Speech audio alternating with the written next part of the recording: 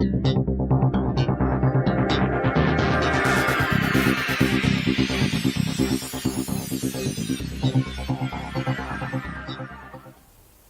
à tutti et bienvenue sur la plateforme e-learning de la coloration haircolorguys.com. Pour ce tutoriel technique d'aujourd'hui, j'ai sélectionné un cas de coloration très intéressant pour au moins deux raisons. La première est qu'il s'agit d'un cas très fréquent en salon. La deuxième est qu'il s'agit d'un cas qui permet au coloriste d'augmenter concrètement la valeur ajoutée du service couleur et donc lui donne une ultérieure possibilité de fidéliser la cliente au salon. Alors si vous êtes prêts, on commence. Voici donc notre cas. Une repousse naturelle d'environ 15 cm de hauteur de ton 6, blond foncé, alors que les mi-longueurs et pointes, éclaircies par de précédentes mèches, sont de hauteur de ton 9, blond très clair. L'objectif est de créer un blond cuivré doré, tout en donnant du relief et de la dimension à la couleur, grâce à un dégradé des reflets et des contrastes. Techniquement, nous allons pour cela éclaircir la base naturelle de façon non uniforme, avec des mèches très fines, et contemporainement, nous foncerons et tonaliserons les longueurs et pointes. Certaines longueurs seront en revanche ultérieurement éclaircies afin d'augmenter le relief de la couleur. Consultons à présent l'application web Hair Color Formulator afin d'obtenir les justes mélanges couleurs. Pour obtenir un 8CG 8,34 blond doré cuivré depuis une hauteur de ton naturel 6 blond foncé, Hair Color Formulator suggère de mélanger moitié de 8G 8,3 plus moitié de 8CG 8,34 avec un oxydant à 20 volumes.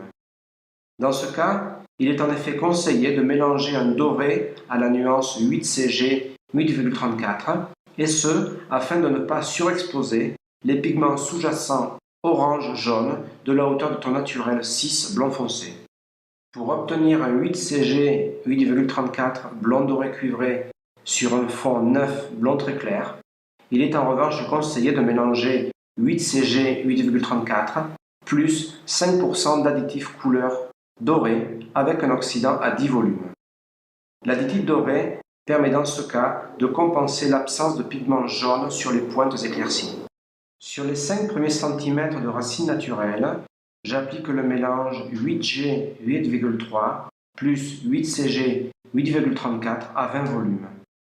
Au-delà de 5 cm où la kératine est plus dure et résistante, j'applique le même mélange, mais avec un oxydant 30 volumes. Pour foncer les zones claires et compenser l'absence de pigments chauds, j'applique en revanche un 8CG 8,34 plus 5% d'additif doré avec un oxydant à 10 volumes. À hauteur de l'os occipital, j'applique à présent un voile de décolorant à 20 volumes. La couleur jaune du produit est due à la présence d'un colorant qui accentue le pigment sous-jacent orange-jaune exposé durant l'éclaircissement. La présence de ce voile clair doré crée de la lumière et par conséquent donne du relief et de la dimension à la couleur. À présent, j'alternerai deux sections colorées et une section de décolorant.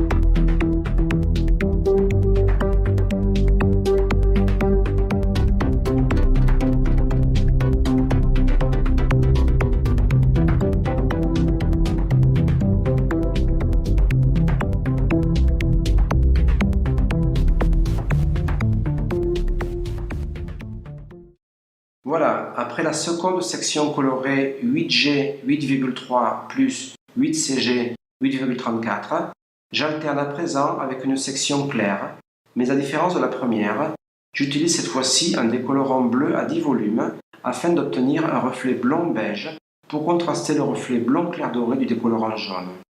Le colorant bleu de cet éclaircissant permet en effet de neutraliser le pigment sous-jacent orange-jaune exposé et obtenir ainsi un blond plus froid tel qu'un beige. À présent, j'alternerai 2 sections colorées et un voile jaune, puis 2 sections colorées et un voile bleu.